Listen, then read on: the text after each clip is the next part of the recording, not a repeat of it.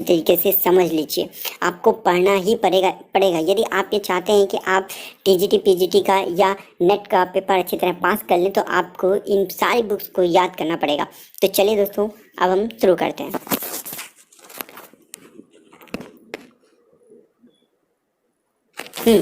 देखिए, सबसे पहले बुक है आपकी अष्टाध्यायी। अष्टाध्यायी है 500 ईसा पूर्व की है और इसको पाणिनि ने लिखा था। नाट्यशास्त्र प्रथम शताब्दी ईसा पूर्व का है, भरत मुनि ने इसको लिखा था। मेघदूत रघुवंश यह भी प्रथम शताब्दी ईसा पूर्व का है, कालिदास जी ने इसको लिखा था। नारायण वर्ष संक्षेप ये आपका केशव स्वामी ने लिखा था। कादम्बनी और हर्षचरित ये 500 ईस्वी का है, इसको बाण भट्ट ने लिखा था। 10 कुमार चरित्र ये भी 700 ईस्वी का है, इसको आचार्य दंडी ने लिखा था। तिलक मंजरी 10वीं शताब्दी का, इसको धनपाल ने लिखा था। कथा मंजरी और कला विलास ये छमेंद्र ने इसको लिखा था। और कथा सरित सागर ये सोमदेव ने लिखा था। और छेमेंद्र और सोमदेव ये दोनों कश्मीर के रहने वाले थे। आर्ट ऑफ एशिया हेलेन रुबोशो ने लिखा है। चित्र लक्षण 500 ईस्वी से 200 ईसा पूर्व का है ये, और इसको नग्नजीत ने लिखा था, जिनको भयजीत भी कहते हैं। अभिलाषितार्थ चिंतामणि 12वीं शताब्दी का है और इसको सोमेश्वर भूलोक मल्ल ने लिखा था। मानसोल्लास यह भी 12वीं शताब्दी का है, इसको भी सोमेश्वर भूलोक मल्ल ने लिखा था। कवि प्रिया, रसिक प्रिया और नल दमयंती ये केशव दास ने इसको लिखा था। गीत गोविंद और भगवत पुराण ये जयदेव ने लिखा था। और बिहारी सस्सई को बिहारी ने लिखा था। रास मंजरी भानुदत्त ने इसको लिखा था। Our heritage in art Asit Kumar Haldar ने इसको लिखा था। द रिपब्लिक प्लेटो ने लिखा था। और गढ़ राजवंश का इतिहास मोलाराम द्वारा लिखित है। मोलाराम ये वही मोलाराम है जो कि पहाड़ी शैली के बहुत ही विख्यात पेंटर भी थे। और इंडियन आर्टिस्ट एनाटॉमी 1914 में आनंद अवनींद्रनाथ टैगोर ने लिखी थी। कला और स्वदेशी 1913 में डॉक्टर अनंत कुमार स्वामी ने लिखी थी। द पहाड़ी मिनिएचर पेंटिंग कार्ल खंडेलवाला ने लिखी थी। वज्र छेदित प्रज्ञा पारमिता बोध कुमार जीव की रचना है ये। धवन्या लोक ये जिनचंद्र सूरी ने इसको लिखा था। और यहाँ पे एक चीज़ और बता दूँ कि ध्वनि सिद्धांत जो है वो आनंद वर्धन जी का है। राज तरंगिणी ये कल्हड़ द्वारा लिखित है। और कल्प सूत्र जैन धर्म की बहुत ज़्यादा इंपॉर्टेंट पुस्तक है और इसको लिखा था भद्रबाहु ने। Fine art in India Ceylon Vincent Smith ने लिखा था। भारतीय चित्रकला वाचस्पति गोराला ने लिखी थी। Art and tradition Asit Kumar Haldar ने लिखी थी। प्राचीन भारतीय परंपरा और इतिहास रंगे राघव ने। दोस्तों, आप इस वीडियो को चाहें तो वैसे भी सुन सकते हैं, ऑडियो के तरीके भी सुन सकते हैं। जितनी बार चाहें उतनी बार आप इस वीडियो को देख सकते हैं। आप कहीं ना कहीं इन बुक्स को राइट डाउन कर लीजिए, बहुत ज़्यादा इंपॉर्टेंट है। इतना कलेक्शन शायद आपको किसी बुक्स में भी ना मिले, क्योंकि इसको मैंने धीरे धीरे से स्वयं लिखा है। इस वजह से दोस्तों, मैं आपके लिए जितने भी नोट्स लेके आता हूँ वो कहीं ना कहीं से मैं पहले स्वयं मैंने लिख रखे हैं अपने पास, मैं वहीं से लेके आता हूँ। और जो भी आपके लिए टेस्ट पेपर्स लेके आता हूँ वो या तो मैंने स्वयं उन टेस्ट पेपर्स को टाइप किया हुआ है, और या तो फिर वो अब तक का पूछे गए कोई ना कोई क्वेश्चन पेपर हैं। इसलिए दोस्तों, मैं यही कहूँगा कि आप इस चैनल को जरूर सब्सक्राइब कर लीजिए, क्योंकि मैं आपके लिए पूरी मेहनत कर रहा हूँ। देखिए, नेक्स्ट बुक देखिए, इंडियन पेंटिंग ये है पर्सी ब्राउन की। और इंडियन पेंटिंग्स अंडर मुगल ये भी है पर्सी ब्राउन की। Transformation of nature in art ये डॉक्टर आनंद कुमार स्वामी की पुस्तक है। इसके बाद देखिए, भारतीय शिल्प के षडांग ये अवनींद्रनाथ टैगोर का है। और इसका अनुवाद जो था वो महादेव शाह ने किया था इंग्लिश में। और लोगों ने भी किया है, लेकिन यहाँ पे ये नाम है इसलिए मैं आपको बता देता हूँ।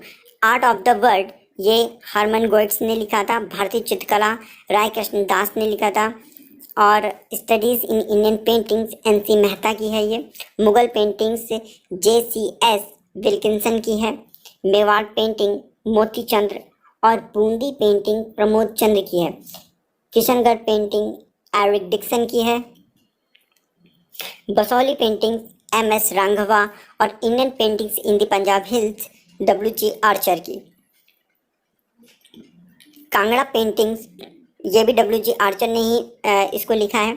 Modern art in India Ajit Mukherjee की है। भारतीय कला का सिंहावलोकन नंदलाल बसु ने इसको लिखा था। शिल्प कथा व रूपावली ये भी दोनों नंदलाल बसु की रचनाएं हैं।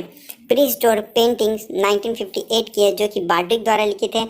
और प्री हिस्टोरिक इंडिया 1950 की है, ये है पिगाट की। दोनों ही बहुत इंपॉर्टेंट है। देखिए दोस्तों, मैक्सिमम बुक्स इसमें से पूछी जा चुकी हैं। आप ये समझ लीजिए कि बहुत ही ज़्यादा इंपॉर्टेंट टॉपिक है ये आपके लिए। Rajput paintings doctor Anand Coomaraswamy, masterpieces of Rajput paintings O C Ganguly ने इसको लिखा था। और the Hindu view of art Mulk Raj आनंद की बुक है ये। और सम्रांगण सूत्रधारा ये है भोजराज परिमार की। और युक्ति कल्पतरु ये भी भोजराज परिमार द्वारा ही लिखित है। मीनिंग ऑफ आर्ट ये सर हर्बर्ट रीड की है। और ये 5 बुक्स जो हैं ये ईवी हेवेल की हैं, जिनके नाम मैं अब बताने जा रहा हूँ। भारतीय मूर्तिकला एवं चित्रकला, भारतीय कला का आदर्श, भारतीय कलात्मक एवं औद्योगिक पुनर्जागरण का आधार, पवित्र नगर बनारस, जो कि ईवी हेवेल की पहली पुस्तक थी। इसके अलावा जो उन्होंने लिखी थी वो लिखी थी हैंडबुक ऑफ इंडियन आर्ट, ये 1920 में उन्होंने प्रकाशित की थी, जो कि इनकी प्रारंभिक रचनाओं का एक संक्षिप्त विवरण भी है। तो ये जो मैंने आपको बुक्स बताई हैं 6-7, ये ईवी हेवेल की हैं। नेक्स्ट देखते हैं कांगड़ा वैली पेंटिंग्स, ये है एम.एस. रांघवा की। कृष्ण लीजेंड इन पहाड़ी पेंटिंग्स ये भी रांघवा की है। बसौली पेंटिंग्स ये भी रांघवा की है। त्रिशष्टि सलाह का पुरुष ये हेमचंद द्वारा लिखित है। Endless and antiquities of Rajasthan ये कर्नल टाट की है। आइडल ऑफ ईस्ट ओकाकुरा की है। 24 plates illustrative of Hindu and European manners in Bengal ये 1932 की है, श्रीमती S.C. बेलनोस की। सिलोन नेशनल रिव्यू का संपादन और प्रकाशन डॉक्टर आनंद कुमार स्वामी ने किया था। राष्ट्रीय आदर्शवाद का दर्शन ये भी डॉक्टर आनंद कुमार स्वामी की है। देखिए रस मीमांसा आचार्य रामचंद्र शुक्ल द्वारा लिखित है। पंचदशी विद्यारण्य मुनि ने लिखी थी। Moving focus the living tradition the perspective of modern Indian art, ये तीनों ही बुक बहुत ही ज़्यादा इंपॉर्टेंट है। के.जी. सुब्रमण्यम ने इसको लिखा था। बौद्ध धर्म का इतिहास 1608 में तारानाम ने लिखा था। और कालीघाट पेंटिंग्स W.G. अर्चर जी ने लिखी थी। आइडल ऑफ ईस्ट ओकाकुरा की है। और ideal of Indian arts EV Havell की है। द बंगाल पथ ये भी ईवी हेवेल का है। भारतीय चित्रकला पद्धति डॉक्टर शैलनाथ डे की है। दोस्तों आप मेरे चैनल को लाइक जरूर किया कीजिए, क्योंकि मुझे अच्छा लगेगा कि आप इस चैनल को पसंद कर रहे हैं और मैं आपके लिए और अच्छे अच्छे वीडियोस लेके आऊँगा। तो इसलिए दोस्तों मुझे एकदम से याद आ गया, इसलिए मैं आपसे कह रहा हूँ कि आप मेरे वीडियोस को लाइक जरूर करिएगा। यदि आपको पसंद आए तो, नहीं पसंद आते हैं तो कोई बात नहीं, डिसलाइक कर दीजिएगा। मैं आपके लिए और अच्छे वीडियो बनाने की कोशिश करूँगा। द बुक ऑफ मेजरमेंट के हैं एल्बर्ट ड्यूरर का है। The book of human proportions ये भी एल्बर्ट ड्यूरर का है। द पेंटिंग ऑफ अजंता ग्रंथ 1965 का है, मदनजीत सिंह ने इसको लिखा था। पंचतंत्र विष्णु शर्मा का है। प्री हिस्टोरिक पेंटिंग्स बार्ड्रिक की, प्री हिस्टोरिक इंडिया पिगाट की है। The art of India Pakistan ये है आपकी बसीलाग्रे की है। नेक्स्ट बुक देखिए जो कि है आपकी हुमायूंनामा, इसको लिखा था गुलबदन बेगम ने। और पातशाहनामा अब्दुल हमीद लाहौरी ने इसको लिखा था। बौद्ध चरित्र अश्व घोष ने इसको लिखा था। प्रेम वाटिका रसखान की है। अमरकोश अमर सिंह की है। और रुद्रा राक्षस है विशाखा दत्त।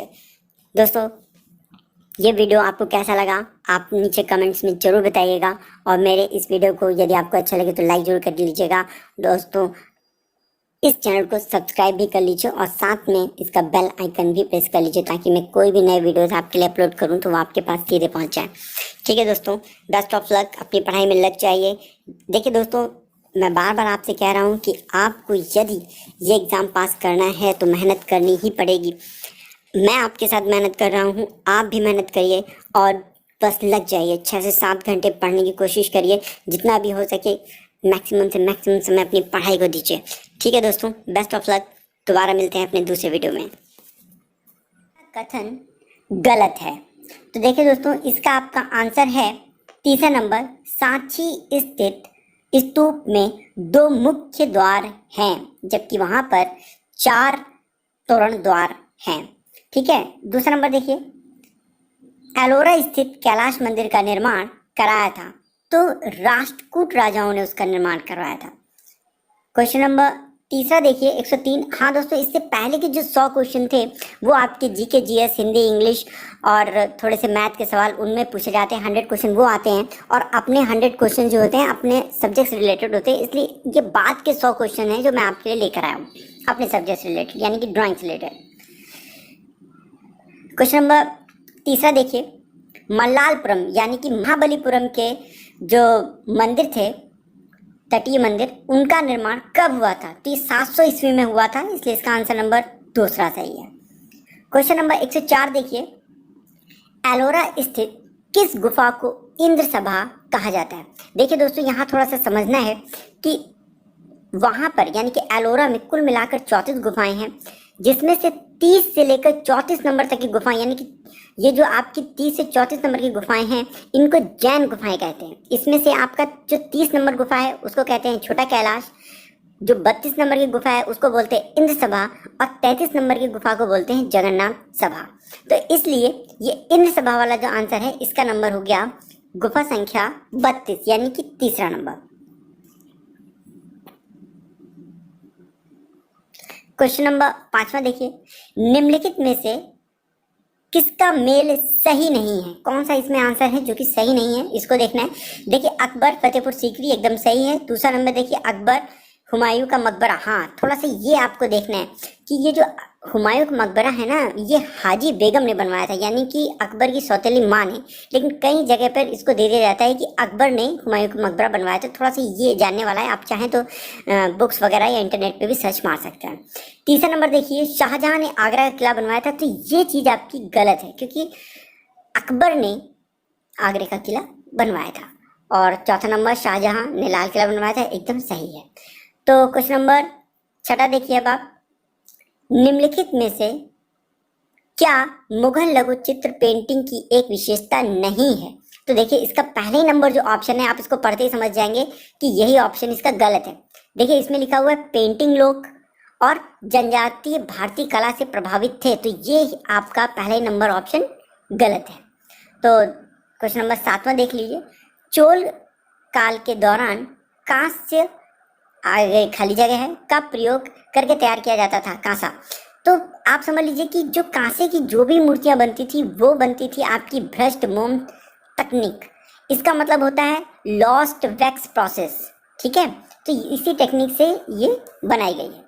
क्वेश्चन नंबर 8 देखिए, निम्नलिखित में से किसका मेल सही नहीं है? तो देखिए, इसमें आपका आंसर दे रखा है कि गोवर्धन पर्वत को उठाए हुए श्री कृष्ण, ये मिस्किन ने बनाया था। और सोन नदी को पार करते हुए अकबर, जगन्नाथ एकदम सही है।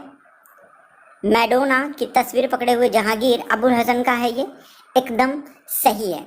देखिए, यहाँ पे थोड़ा सा आपको देखना है कि एक पक्षी आश्रय पर बाज, ये जो चित्र है ये मंसूर का चित्र है, ठीक है।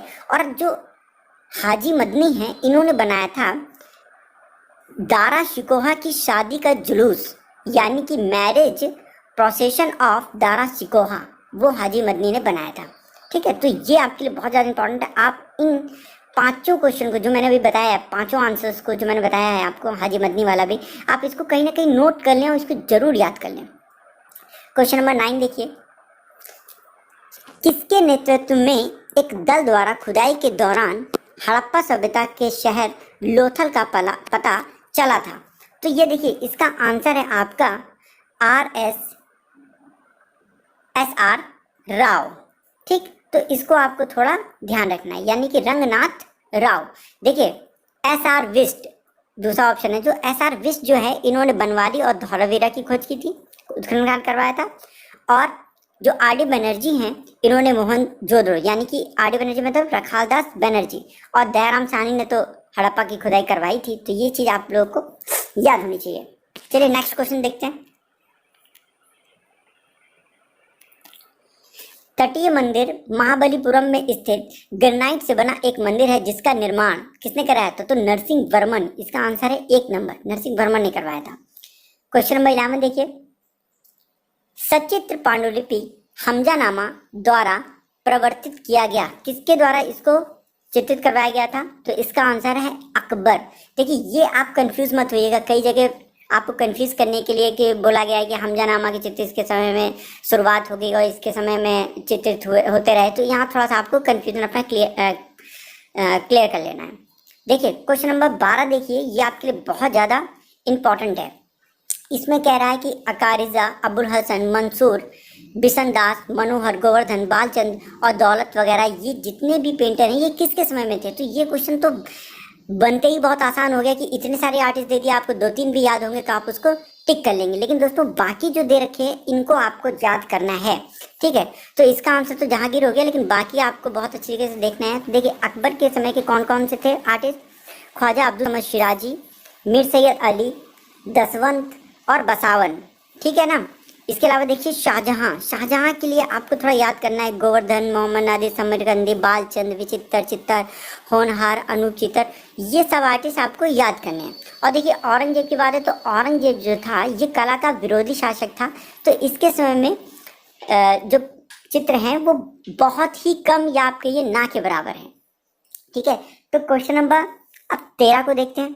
इसमें कह रहा है कि निम्नलिखित में से कौन किस जोड़े का मेल सही नहीं है? तो आप थोड़ा सा इसको ध्यान देंगे, ठीक है। मेल सही है, सॉरी कौन सा मेल सही है? तो गीत गोविंद जो है ये जयदेव द्वारा लिखी हुई है, इसलिए ये आपका आंसर सही है। और देखिए बाकी सारे ऑप्शन इधर उधर कर दिए गए हैं, जैसे कि नाट्यशास्त्र भरत मुनि द्वारा लिखा हुआ है, शकुंतला आपका कालिदास द्वारा लिखा हुआ है और रसिक प्रिया आपका केशव दास द्वारा लिखा गया है, ठीक। चलिए क्वेश्चन नंबर 14 देखते हैं। निम्नलिखित में से क्या पहाड़ी पेंटिंग का एक स्कूल यानी कि शैली है? देखिए शैली को यहाँ पे स्कूल बोला गया है, थोड़ा आप इस चीज को ध्यान रखेंगे। तो यहाँ पे दे रखा हुआ है कि पहाड़ी पेंटिंग का एक स्कूल नहीं है, सॉरी। तो नहीं जब दे रखा है थोड़ा सा ये आप कंफ्यूजन से बचिएगा कि बहुत आराम से पढ़िएगा कि नहीं दे रखा है कि क्या दे रखा है। तो यहाँ पे स्कूल नहीं है। तो देखिए पहाड़ी शैली में गुलेर, कांगड़ा, नूरपुर, बसौली, चंबा, कुल्लू, गढ़वाल, मांडी ये सारी जगह आती है। तो ये तीनों जो हैं ये आपकी पहाड़ी पेंटिंग्स के अंतर्गत आती हैं। तो इसका आंसर हो गया आपका चौथा नंबर, यानी कि इनमें से कोई नहीं। क्वेश्चन नंबर 15, निम्नलिखित में से क्या के बसौली स्कूल का सचित्र साहित्य गौरव ग्रंथ है? तो देखिए इसमें आपका दे रखा है रासमंजरी, रामायण या रासमाला। तो ये तीनों ही बसौली शैली के प्रमुख चित्र इस शैली पे बनाए गए हैं, इन चीजों पर बनाए गए हैं, ठीक है। तो आपका आंसर हो गया ये सभी, यानी चौथा नंबर। 16 में देखिए कांगड़ा शैली की खूबसूरत भारतीय पेंटिंग राग मेघ के बारे में निम्नलिखित में से कौन सा कथन सत्य नहीं है? तो देखिए इसका आंसर नंबर 2 दे रखा है कि राधा को एक छाता पकड़े हुए दिखाया गया है, जो कि आप खुद ही समझ जाएंगे कि ये पॉसिबल नहीं है, इसलिए ये आंसर आपका गलत हो गया। दूसरा नंबर इसका आंसर सही है। तो क्वेश्चन नंबर 17 देखिए, यामिनी राय निम्नलिखित में से किस शैली से प्रभावित नहीं थी? तो मैं आपको बता दूं कि वो पाश्चात्य शैली से बिल्कुल भी प्रभावित नहीं थी और लोक कला उनका फेवरेट विषय था, ठीक है। तो इसका आंसर है आपका पहला, पश्चिमी परंपरा। 17 नंबर देखिए, 17 नंबर, पेंटिंग की बंगाल शैली यानी कि स्कूल के बारे में निम्नलिखित में से कौन सा कथन सही नहीं है? तो देखिए इसके अगुआ राजा रवि वर्मा थे। आप पढ़ते ही समझ जाएंगे कि नहीं भाई राजा रवि वर्मा तो बहुत अच्छे आर्टिस्ट थे और उनका बंगाल शैली से कोई लेना देना नहीं है, क्या, क्योंकि ये उससे काफ़ी पहले के आर्टिस्ट हैं और एक बहुत ही अच्छे रियलिस्टिक आर्टिस्ट थे। और क्योंकि ये पाश्चात्य रंगों का प्रयोग करते थे, शैली उन्होंने वाली अपनाई थी, लेकिन जो इनके विषय थे वो भारतीय थे। तो आप समझ जाएंगे कि बंगाल शैली जो थी वो प्योर इंडियन शैली थी, इसलिए राजा रवि वर्मा जो थे वो उसके अगुआ कभी नहीं हो सकते।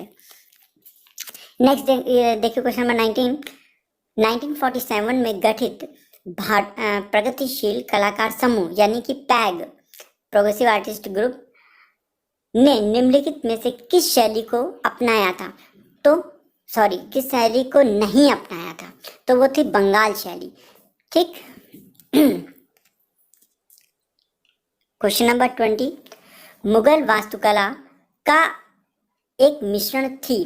तो इस्लामिक, फारसी, भारतीय वास्तुकला, मध्य एशिया प्लस ईरानी। तो इसका मतलब ये सारे ही ऑप्शन आपके सही हैं। तो इसका आंसर हो गया आंसर नंबर 4। ये सभी शैलियाँ मुगल वास्तुकला में मिश्रित थी। क्वेश्चन नंबर 21, किस कलाकार की पेंटिंग काफ़ी फोटो यानी कि यथार्थवादी थी और थिएटर प्रभाव प्रदर्शित करती है? तो बहुत ही अच्छा क्वेश्चन है। राजा रवि वर्मा, आप देखते ही आपने यदि राजा रवि वर्मा की पेंटिंग देखी होंगी तो आप उनको थोड़ा सा अपने दिमाग में जैसे ही लेके आएंगे तो आप समझ जाएंगे कि इसका आंसर सिर्फ राजा रवि वर्मा होगा, क्योंकि वो रियलिस्टिक फोटोज बनाते थे, जैसा सामने दिखता था वैसे ही बनाते थे। और ड्रामेटिक तो थे ही, थिएटर तो मतलब उनके बहुत ही फेवरेट सब्जेक्टों में था कि मतलब नाटक करते हुए या संवाद व्यक्त करते हुए चित्र वो ज़्यादा बनाते थे। क्वेश्चन नंबर 22, किस कलाकार ने मुख्यतः संथाल महिलाओं की पेंटिंग बनाई थी? तो ये क्वेश्चन आपका थोड़ा सा यहाँ पे ऑप्शन ही नहीं है, क्योंकि यामिनी राय, अमृता शेरगिल, असित कुमार हल्दर और नंदलाल बोस, इनमें से कोई भी आपका सही आंसर मुझे नहीं लगता। हाँ, अमृता शेरगिल थोड़ा सा आंसर हम मान सकते हैं, यानी कि बी नंबर, लेकिन अब क्योंकि इसमें टिक नहीं लगा इसलिए दोस्तों थोड़ा सा ये गड़बड़ है, ठीक है, वरना मेरे ख्याल से अमृता शेरगिल होना चाहिए। क्वेश्चन नंबर 23, लघु चित्र पेंटिंग में प्रयुक्त रंग होते थे? तो लघु चित्र यानी कि मिनिएचर्स पेंटिंग्स में जो रंगों का प्रयोग होता था वो प्राकृतिक और खनिज रंग होते थे, ठीक है। क्वेश्चन नंबर 24, बंगाल स्कूल के कलाकारों द्वारा किस तकनीकी का प्रयोग किया गया? तो इसका आंसर तो आपको मालूम ही है कि वॉश टेक्निक फेमस थी, वो वॉश टेक्निक से पेंटिंग्स बनाते थे। क्वेश्चन नंबर 25, गुप्त शासनकाल को हिंदू संस्कृति का स्वर्ण युग क्यों कहा जाता है? तो देखिए इसका आंसर नंबर है 1, पढ़ाई, साहित्य और कला को फूलने फलने का मौका मिला था, इसलिए गुप्त काल को स्वर्ण युग बोला जाता है। क्वेश्चन नंबर 26, चोल कला के दौरान देवी उमा की कांस्य प्रतिमा के बारे में निम्नलिखित में से कौन सा कथन सत्य नहीं है? तो देखिए देवी उमा के बारे में जो कथन आपका सत्य नहीं हुआ यह है कि आंसर नंबर 3 होगा, यह दुर्गा का एक प्रतिरूप है जो कि पूरी तरीके से गलत है, ठीक है। क्वेश्चन नंबर 27 देखिए, निम्नलिखित में से क्या भारतीय इस्लामिक वास्तुकला की एक विशेषता नहीं है? तो शिखर विशेषता नहीं, क्योंकि शिखर जो है वो पूरी तरीके से भारतीय विषय है, यानी कि हिंदुओं का विषय है, ठीक है।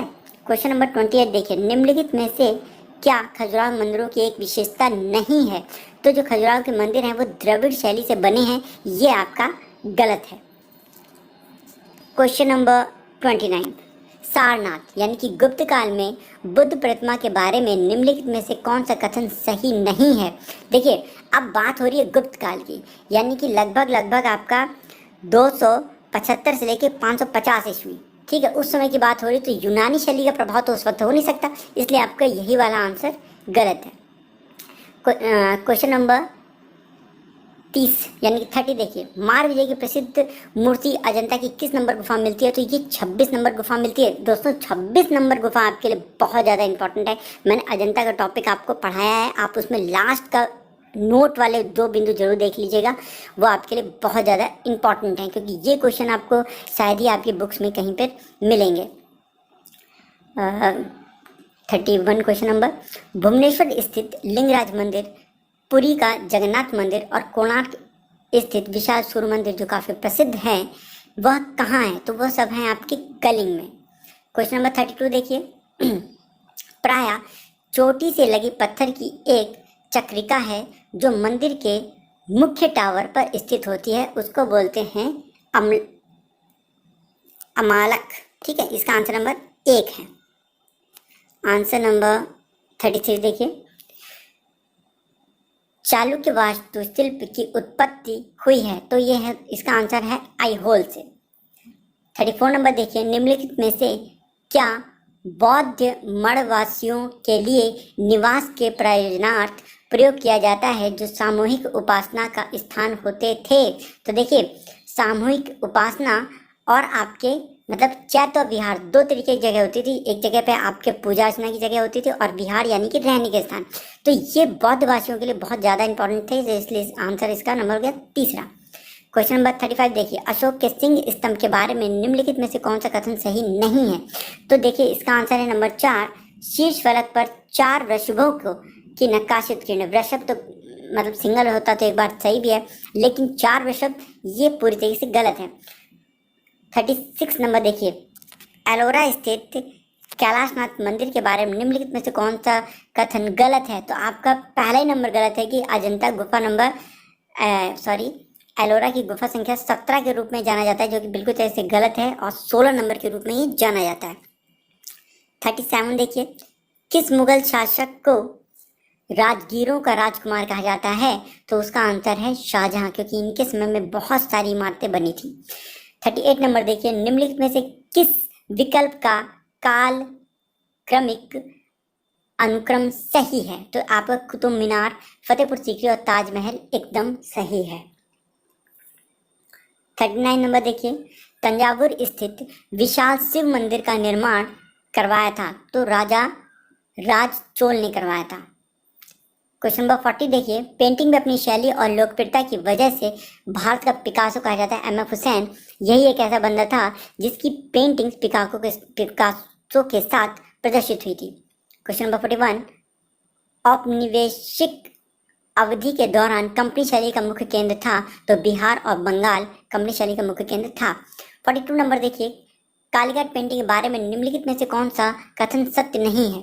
तो यह है आपका टैल पेंटिंग को एक माध्यम के रूप में प्रयोग किया गया था। ये थोड़ा सा आपका आंसर सही नहीं है।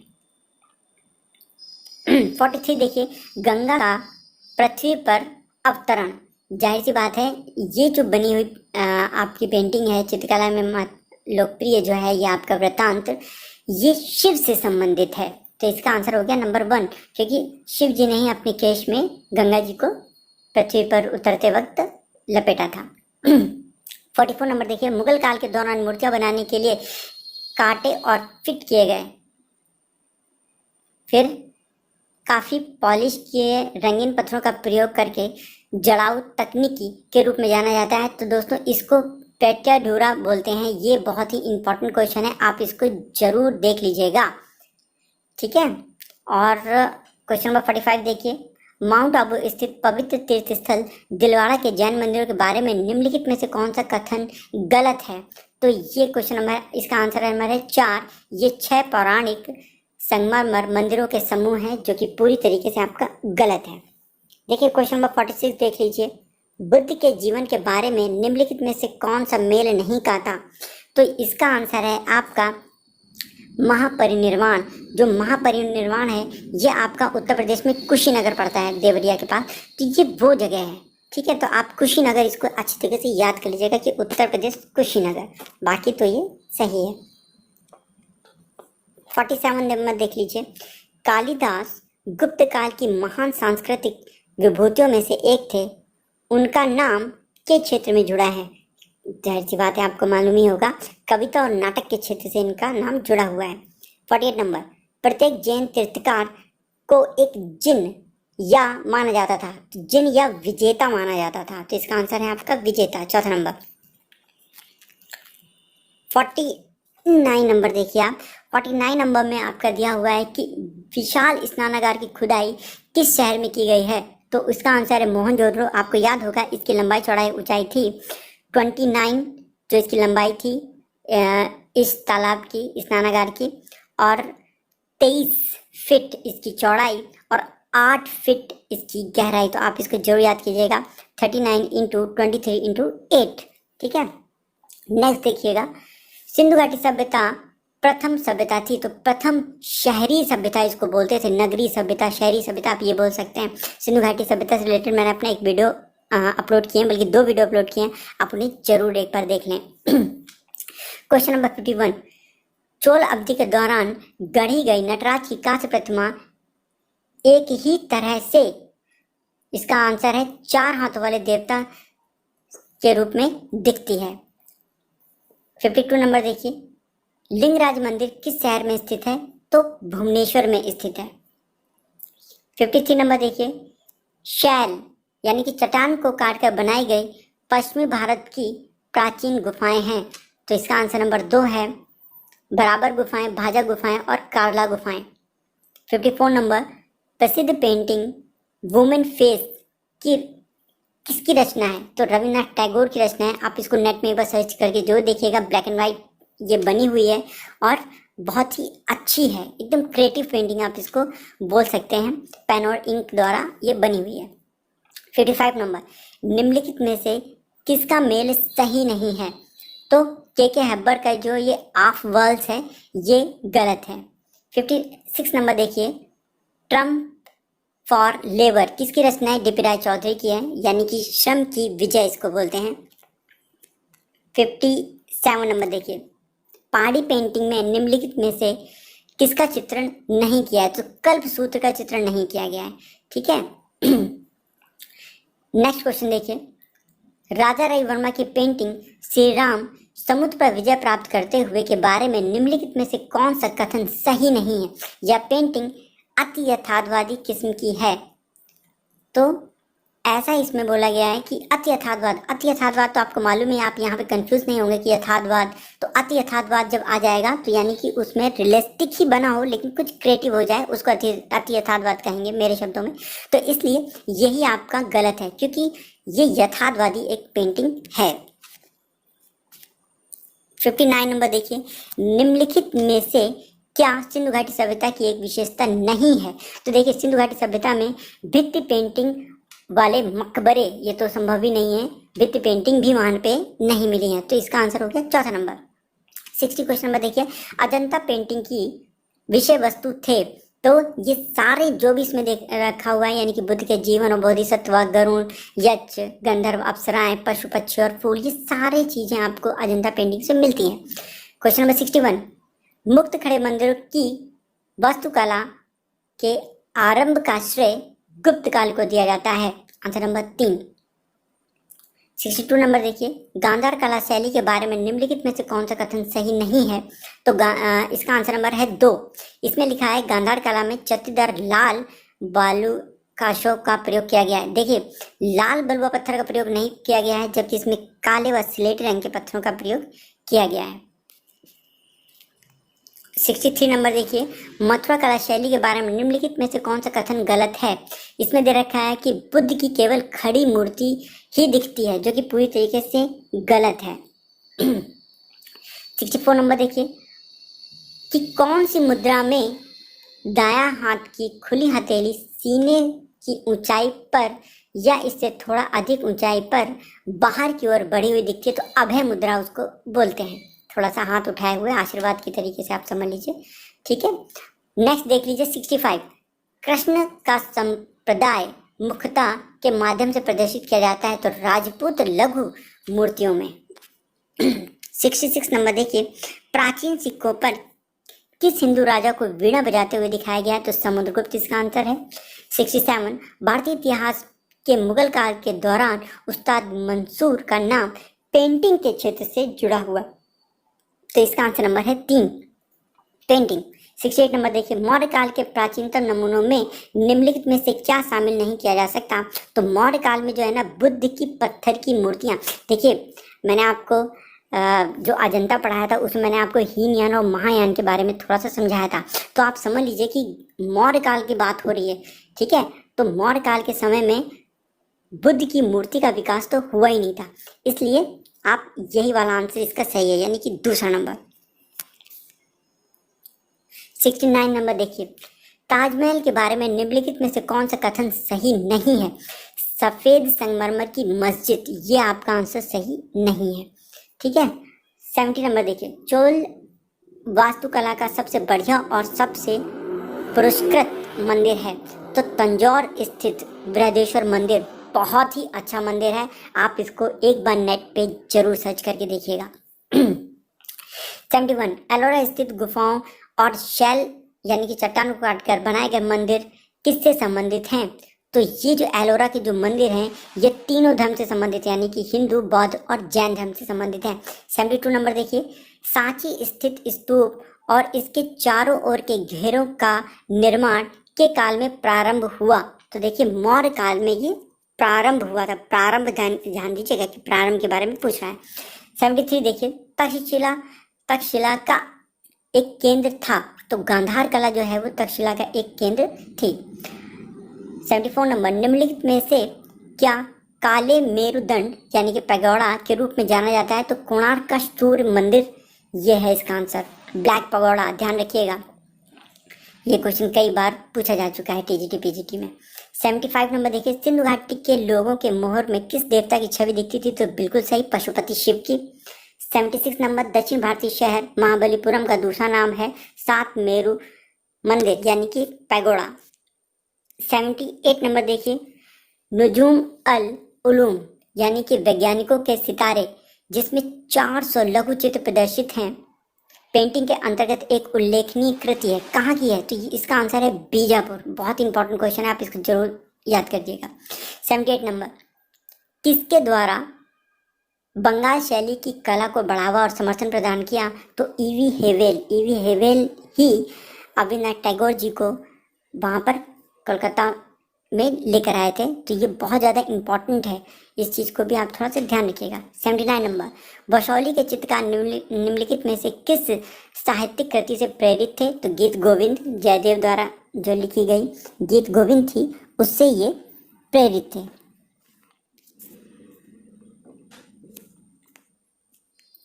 क्वेश्चन नंबर 80 देखिए, निम्नलिखित में से किसका मेल सही नहीं है? तो आप इसको पढ़ते ही समझ जाएंगे कि नृत्य करती युवती जो कि कांसे की बनी हुई थी और यहाँ पे उसको टेराकोटा का बताया गया है, इसलिए ये क्वेश्चन आपका मतलब आंसर नंबर 2 गलत है। 81 देखिए, निम्नलिखित में से क्या जैन तीर्थकार की एक विशेषता नहीं है? तो देखिए, सिर के चारों ओर एक स्पष्ट आभा मंडल, ये आपका थोड़ा गलत है। मंदिर में देवताओं की मुख्य छवि या प्रतीक जिस छोटे पुण्य स्थान में स्थित होता है उसे गर्भगृह कहते हैं। 83 नंबर देखिएगा, सूर्य मंदिर को किस राजा के संरक्षण प्रदान था? तो नरसिंहदेव प्रथम का, यानी कि किसने बनवाया था, आप यही समझ लीजिए। क्वेश्चन नंबर 84, अजंता पेंटिंग में कदर्म प्लास्टर के एक आधार पर तैयार किया गया है फ्रेस्को और टेम्परा उसको बोलते हैं। 58 नंबर देखिए, निम्नलिखित में से क्या कलाकार यानी कि राजा की कृतियों में कभी कभार ही देखने को मिलते हैं? देखिए, वो बहुत ही क्रिएटिव आर्टिस्ट थे और बिंदुवाद, अमूर्तवाद, तांत्रिक स्वरूप, अमूर्त प्राकृतिक स्वरूप, ये सब कुछ आप उनके लिए कह सकते हैं, लेकिन मानवीय स्वरूप और प्रतिकृति ये बिल्कुल गलत है, यानी कि इसका आंसर नंबर 3 बिल्कुल गलत है। क्वेश्चन नंबर 86 देखिए, निम्नलिखित में से कौन सा मेल नहीं खाता? तो ये डायगेनल है जो कि रजा की पेंटिंग बताई गई है, ये आपकी सही नहीं है, बाकी सब सही है। 87 देखिए, कविता प्राचीन दंतकथाओं और प्रेम तथा बदली ऋतुओं के मिजाज के साथ साथ निम्नलिखित में से क्या राजपूत पेंटिंग के सबसे महत्वपूर्ण शैली है? तो धार्मिक पौराणिक कथाएं जो हैं ये बहुत ज़्यादा इम्पॉर्टेंट चीज़ है। 88 नंबर देखिए, पेंटिंग के बंगाल स्कूल को नव जागरण स्कूल और पुनर्जागरणवादी स्कूल कहा गया क्योंकि इस आंदोलन ने पहले से परंपराओं को जारी रखने का विश्वास था। तो ये बहुत ज़्यादा इम्पोर्टेंट है। बंगाल शैली इसीलिए हुए मतलब उसकी मुख्य विशेषता यही थी कि जो अपनी मूल परंपरागत जो शैलियाँ थी उनको जिंदा रखना। ठीक है, पाश्चात्य कला को उन्होंने इस शैली में बिल्कुल स्वीकार नहीं कर। देखिए, ईवी हेवेल जो थे वो भी मद्रास आर्ट्स कॉलेज के प्रधानाचार्य बने, बाद में कोलकाता आर्ट्स कॉलेज आए, परंतु उन्होंने पाश्चात्य को नहीं समझाते हुए भारतीय जो परंपरावादी जो शैली थी उसको ही उन्होंने सब लोगों के सामने लेकर आए थे। ठीक है, 89 नंबर देखिए, निम्नलिखित में से क्या भारत इस्लामिक वास्तुकला में पृष्ठ सजावट मूल भाव में प्रयोग नहीं किया गया? तो इसका आंसर नंबर है 3, अलंकरण पूर्ण मूल भाव। क्वेश्चन नंबर 90 देखिए, निम्नलिखित में से क्या अपने प्रयोजन में बाकी विकल्पों से भिन्न है? तो देखिए, ये जो जामा मस्जिद दिल्ली दे रखा है तो ये थोड़ा सा आपका अलग है, क्योंकि जामा मस्जिद और जगह भी है। मैं ये नहीं कहता कि जामा मस्जिद दिल्ली में नहीं, दिल्ली में है, लेकिन और जगह भी है। यही एक ऑप्शन है जो कि गलत हो सकता है, इसलिए इसको यहाँ पर भिन्न बोला गया है। बाकी आपका सब सही है, कंफ्यूज मत होइएगा। जामा मस्जिद दिल्ली में है लेकिन जामी मस्जिद भी है, जामी मस्जिद आगरा में भी है, दिल्ली में भी है, तो इसको भी थोड़ा आपको ध्यान रखना है। वहाँ जामी है तो हो सकता है वही यहाँ पे हो, मिसप्रिंट हो गया हो, तो इस वजह से थोड़ा सा इसको ध्यान रखना है। 91 देखिए, हड़प्पा सभ्यता के औजार हथियार बनाने के लिए ज़्यादातर किस पत्थर का प्रयोग किया जाता था? तो हड़प्पा सभ्यता के लोग जो थे वो ताम्र कांसा और टीन का प्रयोग करते थे, इसलिए आंसर नंबर 3। 92 नंबर देखिए, हड़प्पा सभ्यता के किस स्थान में स्टिया हाइट से एक दाढ़ी वाले व्यक्ति की प्रतिमा मिली है? तो ये है मोहनजोदड़ो। मैंने आपको बताया है, आप इसका वीडियो जरूर देखिएगा। सिंधु घाटी सभ्यता से रिलेटेड 2 वीडियो हैं, उसमें मैंने आपको बताया कि ध्यानी बाबा यानी कि योगी, त्रिफुलिया अलंकरण वाले योगी, इस तरीके से इससे क्वेश्चन बन सकते हैं। तो इसका आंसर है मोहनजोदड़ो। 93 नंबर देखिए, सिंधु सभ्यता के मकान ईंटों के बने हुए थे। अधिक लंबी चौड़ी ईंटों के प्रयोग के कारण इसको पकाई गई ईंटों की सभ्यता भी बोलते थे। तो इसका आंसर है पहला नंबर। 94 नंबर देखिए, सारनाथ के सिंह स्तंभ के 4 मूल दशाओं की तरफ स्थित सिंह प्रतीक हैं। तो उसका आंसर है 3, राजा अशोक के राजत्व और नेतृत्व के। 95 नंबर देखिए, गांधार और मथुरा दोनों की बुद्ध प्रतिमाओं का निर्माण कुषाण राज्य में किया गया था। Answer number 3। 96 देखिए, अजंता की गुफा संख्या 1 के बारे में निम्नलिखित में से कौन सा कथन गलत है? गुफा के भीतर लघु स्तूप। देखिए उस टाइम पे स्तूप, क्योंकि ये काफ़ी समय बाद की बात है, 6वीं शताब्दी के लगभग की बात है, तो 6वीं से 7वीं के लगभग की बात है, तो उस समय पर स्तूप जो थे वो नहीं बनते थे। अब उनकी जगह पर मूर्तियाँ बनने लगी थी, जिनको चैत्य मंदिरम कहा जाता था।